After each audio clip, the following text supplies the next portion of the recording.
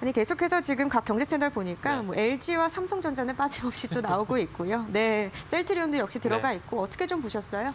방금 말씀해 주신 대로 그러니까 중복되는 종목들이 많은 것 같아요. 예. 중복되는 종목들이 많다라는 건 좀 속된 표현을 쓰자면은 가는 놈만 간다. 가는 놈만 간다. 가는 그리고 분이라고 해야 되는 거 아닌가요?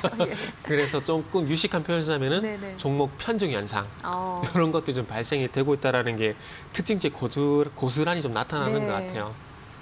참 그렇다면 오늘 장에서 좀 어떤 특징들을 좀 골고루 네. 옥석 가리기를 해봐야 될지 궁금합니다. 세 종목 네. 가져오셨죠? 첫 번째 종목부터 좀 봐볼까요? 네, 일단은 뭐 중복되는 종목을 좀 집중적으로 하려고 그랬는데 셀트리온하고 DB하이텍 같은 경우는 DB하이텍은 지난주 충분히 말씀드렸고 예. 셀트리온 좀 했다 그래가지고 그 다음 좀 중복되는 게 LG그룹주더라고요.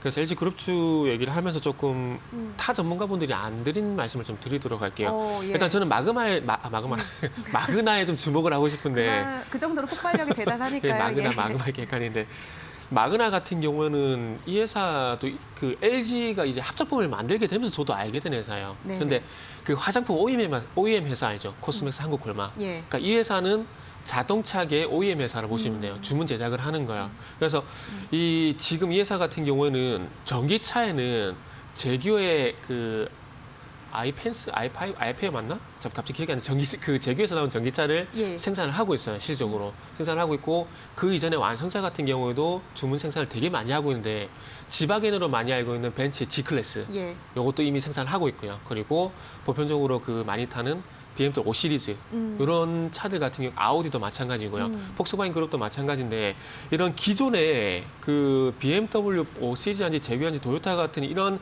회사들의 어떤 주문 제작을 이미 받고 있더라고요. 네. 그래서 이렇게 많이 받고 있다는 그만큼 제조 플랫폼이 좋다는 얘기겠죠. 그래서 이 완성차에 대한 제조 플랫폼이 좋다 보니까 전기차에서도 마찬가지로 제조 플랫폼에 대해서 상당히 인기가 있더라고요. 그러다 보니까 신생 전기차 업체들이 이 회사에 대해서 OEM 주문에 대해서 러브콜을 계속으로 좀 하고 있어요. 네. 그래서 조금 전에 말씀드렸듯이 제규어 같은 경우에도 이 마그나라는 회사를 통해서 전기차 생산을 하고 있고 그리고 최근에 전기차 신생기업입니다. 피스카라는 기업이 있는데 피스카 같은 경우에도 2022년 4분기부터 모델 이름이 잠시만요. 모델 이름이 뭐더라? 슈넬인가? 갑자기 제가 모델 기억이 이름이 늘 어렵더라고요. 예, 죄송합니다. 기억하기가. 오션이네요. 예, 제가 예. 순간 까먹었어요. 회사의 그 이름을 피스커에서 예, 예. 그 오션이라는 브랜드 전기차가 나와요. 근데 그거를 2022년 4분기부터 이제 생산을 한다고 합니다. 그래서 완성차뿐만 아니라 전기차 업체 같은 경우도 마찬가지로 지금 이제 주문을 좀 받고 있어요. 네네. 근데 신생 전기차 업체들이 그 자체 생산이 좀 쉽지가 않은 게 테슬라 같은 경우에도 17분기 17년 연속 적자가 났거든요. 그러면서 이번에 흑자로 전환이 된 거예요. 네. 그리고 보통 완성차도 그렇고 전기차도 그렇고 자체적으로 10만 대 이상 생산을 하지 않게 되면 이 제조 플랫폼이 적자가 날 수밖에 없는 구조예요. 그러다 보니까 신생 전기차 업체들 같은 경우에는 OEM을 맡길 수밖에 없는데 마그나가 거기에 상당히 좀 부합하는 회사라는 거죠. 그래서 그만큼 완성차도 그렇고 앞으로 전기차 부분에서도 OEM에서 상당히 우리나라로 치면 코스맥스라든지 한국콜마처럼 네. 압도적인 어떤 지휘력이 있기 때문에 여기에 대한 후광 효과를 제가 볼 때는 LG가 볼 수밖에 없어요. 어떻게 보더라도 제가 볼 때는 LG가 이길 수밖에 없는 그런 구조가 될 수밖에 없다는 거죠. 물론 LG가 기존의 아우디 쪽이라든지 이런 완성차 업체 쪽에서 예. 전장 부품을 납품을 하고 있지만 그럼에도 불구하고 마그나 쪽으로 붙었을 때 후광 효과가 더 많다라는 거죠. 그렇기 때문에 아마 LG전자의 VS 사업부, 전장 사업부 같은 경우에는 내년 3분기에 흑자 전환이 될 가능성이 상당히 높다는 얘기를 하고 있는데 아마 그 흑자 시기가 좀 더 빨라질 가능성도 있다라고 좀 보는 게 맞을 것 같아요. 그래서 LG전자는 이제 스마트폰에서 까먹는 거를 이제 전장 사업부에서 만회를 하게 되면서 아마 실적 같은 경우도 꿈의 1조 원대 영업이익을 돌파할 가능성도 뭐 1조 원 넘었을 때도 있지만은 1조 원들 이상 꾸준히 찍어야 되잖아요. 그렇기 때문에 앞으로 1조 원, 1조 1천억을 넘는 그런 영업이익이 발생될 가능성이 상당히 높기 때문에 지금 변동성이 좀 완화가 되고 난 이후에 접근을 해본다라면은 중장기 투자에 상당히 괜찮을 것 같다. 그리고 마지막 줄에 있는 예. TF 인터내셔널 같은 경우는 지금 여기 거민치라는 그 애널리스트가 있어요. 이 사람 네. 같은 경우 지금 애플카에 대해서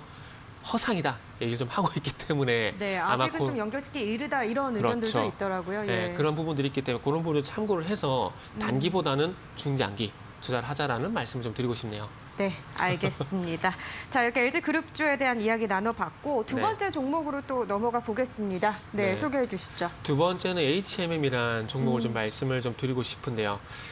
아실 겁니다. 요거는 SCFI를 가지고 상하이발 컨테이너 운임지수 이 부분이 좀 상승을 하다 보니까 주가 상승할 수밖에 없겠죠.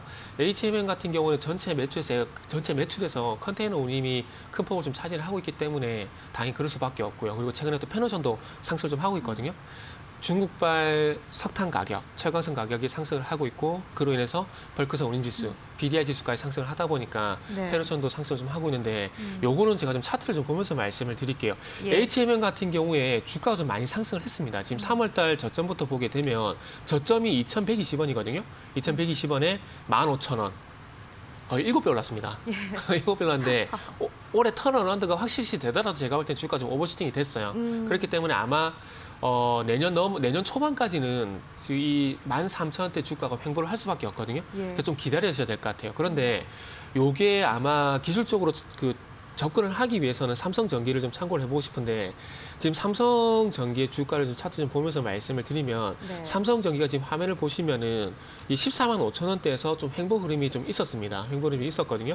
그래서 이 횡보 흐름을 어떤 식으로 돌파가 되는지를 좀 우리가 참고를 해야 되는데 그거는 딴 거 필요 없어요.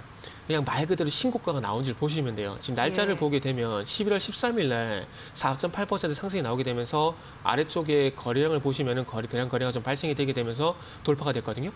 이걸 제외 보여드리냐면은 기술적 분석 같은 경우에는 과거 사례를 그러니까 가장 최근의 과거 사례를 찾아보는 게 가장 도움이 됩니다. 그러면 삼성경기가 최근에 이런 흐름으로 좀 돌파가 됐다라면은 지금 HMM 같은 경우도 마찬가지로 15,000원을 돌파하는 양봉이 나오게 되면서 거기에 거래량까지 실려주게 되면 정말 좋다라는 거죠. 그래서 HMM 같은 경우는 그런 흐름이 나올 때까지 좀 기다려 보시라 말씀드리고 싶고 HMM뿐만 아니라 최근 현대차 같은 경우도 상승하고 난 다음에 지금 횡보잖아요. 그래서 네. 현대차 같은 경우도 마찬가지로 이후에 삼성전기처럼 대량 거래가 실려주면서 19만 원, 20만 원대를 돌파하는 양봉이 나오게 되면 그때 가서 추적 매수하시면은 도움이 되실 것 같다. 추정 매수 네. 관점으로 추경 매수가 아닌 추적 매수. 추경이 아닌 추정 매수 관점을 또 언급을 해주셨습니다. 오늘도 뭐 거의 6% 가까운 강세를 보여주고 있는 상황이네요. 자, 마지막 특징주로 넘어가겠습니다. 마지막 특징주 어떤 건가요? 네, 삼성제약이라는 종목을 준비를 했는데 오늘 코스닥이 왜 이렇게 올라가는지 이해가 안 되는데 바이오주가 그냥 난리더라고요. 그러게요. 지금 네. 코스닥 2.5% 네. 바이오가 거의 많이 급등해서 오르네요. 올라가는데 예. 너무 좀 오버샀다는 생각이 좀 들어요. 그래서 이 그중에서 그 삼성제약을 좀 꼽았는데 지금 삼성 결과 보고서를 수정했다는 얘기가 나왔는데 저는 이게 식약처라는지 뭐 FDA 일종인지 알았거든요. 근데 네. 그게 아니라 식약처에서 국내에 그 세브란스 어디죠? 신촌에 세브란스 병원이라든지 예, 예. 이런 대형 병원 16군데에 대해서 임상을 대신 실험을 한 겁니다. 그래서 그 결과된 보고서를 좀 수령을 한 건데 아무래도 앞으로 지금 식약처에 대한 어떤 임상 3상이라든지 아니면은 해외 쪽에서 임상 3상이 통과가 되지 아마 신약에 대한 인정을 받을 가능성이 높다라 봐야 될 것 같아요. 예를 들면은 과거에 팩사백이라든지 인보사 사태 같은 경우에도 국내에서는 그 긍정적 평가했지만은 결국 해외 쪽에서 임상 3상을 통과하지 못하게 되면서 결국에는 지금 현상에서 발생이 된 거거든요. 예. 그래서 그런 부분을 좀 참고를 좀 해보자면은 지금 요 같은 경우 췌장암 췌장암 치료제 같은 경우도 마찬가지로 그 애플의 스티브 잡스도 췌장암으로 지금 사망을 했거든요. 또 최근에 국내 쪽 같은 경우는 축구 선수 유상철 선수가 췌장암에서 회복이 됐단 말이에요. 예. 그래서 그만큼 치사율이 높은 암 중에서 치사율이 되게 높아요. 네. 그러다 보니까 치료제 개발도 쉽지가 않은데 그래서 어찌 보면 상당히 임상 3상 결과 보고서가 나왔다라는 것은 긍정적이지만 중요한 것은 이 신약을 인정받는 과정이 앞으로 더 남았다라는 겁니다. 그렇기 때문에 아마 앞으로도 변동성이 커질 가능성이 상당히 높기 때문에 지금 단기 변동성을 좀 조심해야 될 필요가 있지 않겠나 좀 생각이 들고요. 그리고 과거에 젠백스가 네. 이 임상 GV1001이라는 이 임상 요 이슈 때문에 급등을 했었던 적이 있어요. 예. 그러니까 그거를 8,000원대에서 48,000원까지 올라가게 되면서 급등했었던 과거 경험치가 있거든요. 그게 언제냐면 지금 차트를 보시면은 젠백스가 요때입니다. 2010년 5월 28일부터 지금 2011년 8월 26일까지 8,000원에서 48,000원, 거의 5만 원까지 급등했었던 경험이 있어요. 그렇기 때문에 아마 삼성제약 같은 경우는 이 젠백스 같은 그런 급등은 안 나올 가능성이 상당히 높다는 겁니다. 왜냐하면 최정한 백신에 대한 이슈는 과거에 있었기 때문에. 과거에 있었기 네, 과거에 있었기 때문에 예. 과거만큼의 변동성은 조금 안 나올 가능성이 있기 때문에 여기서 매수를 하신다라는 것은 추정 매수가 아닌 추경 매수가 될 가능성이 있기 때문에 네. 요거는 말 그대로 일단 특징주로 보는 게 맞다. 이런 말씀을 좀 드리고 싶네요. 그러니까 오늘 장에 특징이 있었다. 뭐 이 네네. 정도로 참고하신 게 낫겠다라는 네. 의견이시군요. 네. 네, 알겠습니다. 눈여겨 그래도 보시길 바라겠습니다. 자, 오늘 이렇게 특징주 3가지 살펴봤습니다. 오늘 말씀 고맙습니다. 네, 감사합니다.